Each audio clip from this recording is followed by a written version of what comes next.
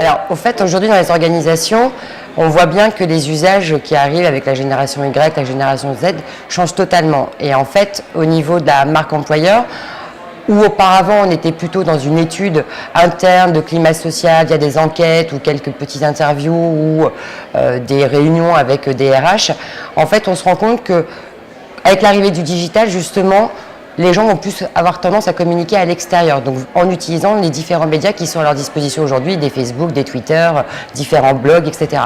Donc c'est vraiment très important pour que aujourd'hui les organisations puissent prendre en compte également tout ce phénomène, puissent le comprendre et surtout récupérer en fait l'information qui est diffusée à l'extérieur de l'entreprise via des processus qui sont complètement, pas du tout gérés en fait par l'entreprise en interne.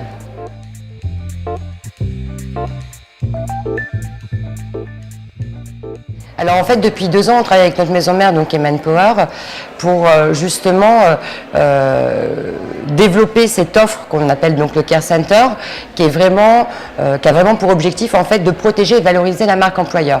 Donc en fait, on va utiliser des outils qui sont sur le marché. On n'a pas réinventé la roue, on prend réellement ce qui existe, et en fait, on va aller, comme on dit, crawler le web, donc rechercher l'information avec des systèmes de mots-clés, une sémantique bien spécifique, pour pouvoir justement récupérer et capter toutes ces données et pouvoir l'analyser. Cette donnée-là, en fait, nous permet justement de comprendre et de savoir ce qui se dit.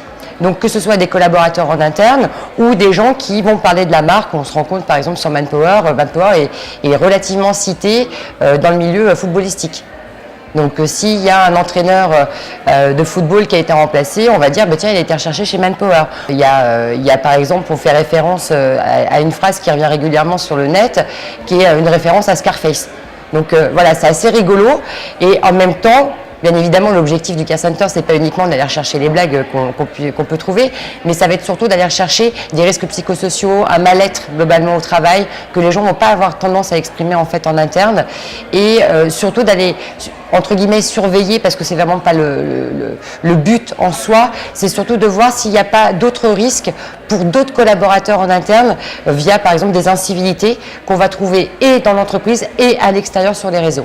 Et bien évidemment, au-delà de ça, ça va être, une fois qu'on va détecter donc, ce qu'on appelle ces signaux faibles, ça va être de voir quelle va être l'ampleur et est-ce qu'on va rentrer dans un phénomène de crise ou pas.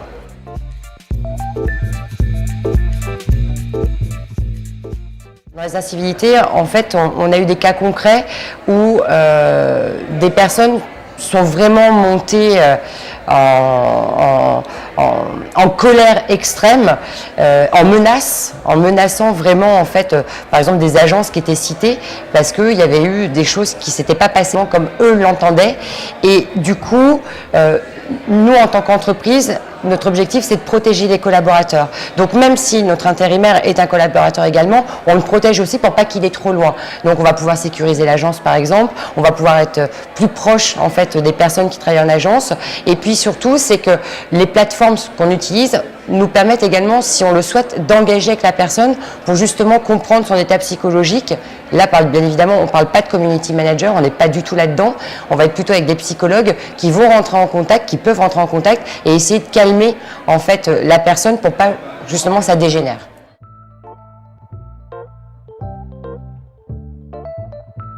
Sur la partie légale, on a travaillé énormément, bien évidemment, avec le service juridique qui nous ont accompagnés dans la compréhension des solutions, quelles étaient leurs conditions générales est-ce qu'elles respectaient correctement la loi.